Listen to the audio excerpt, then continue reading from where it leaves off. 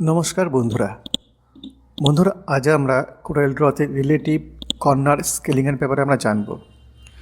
এখানে তোমরা একটা বিল দেখতে পাচ্ছ, আর এখানে আমরা দুখানা আলাদা আলাদা বক্স আমরা ইউজ করছি, একটা উপরের বক্স এবং একটা নিচের বক্স, এবং সবটাই হচ্ছে রাউন্ডেড কর্নার করা।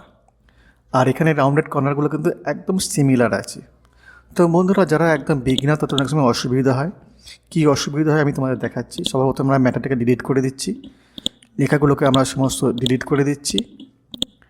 আর এই যে বক্সটা উপরে আছে, এই বক্সটার একটা ডুপ্লিকেট আমরা করছি, যেমন আমাদের ডিজাইনে ছিল।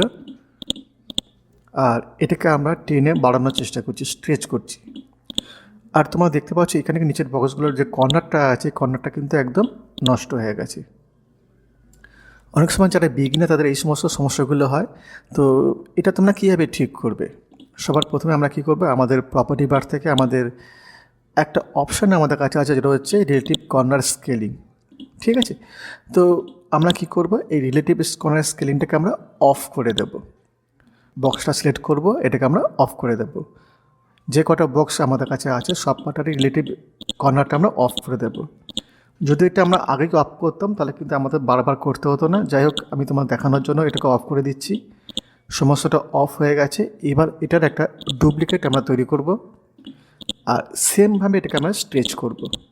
আর এবার তোমরা দেখবে যে কোনো ডিস্টার্ব কিন্তু হবে না, একদম সুন্দরভাবে কর্নারগুলো সিমিলার আছে। তো এই একটা ছোট্ট ভিডিও ছিল। যদি ভালো লাগে তাহলে অবশ্যই লাইক করবে, শেয়ার করবে।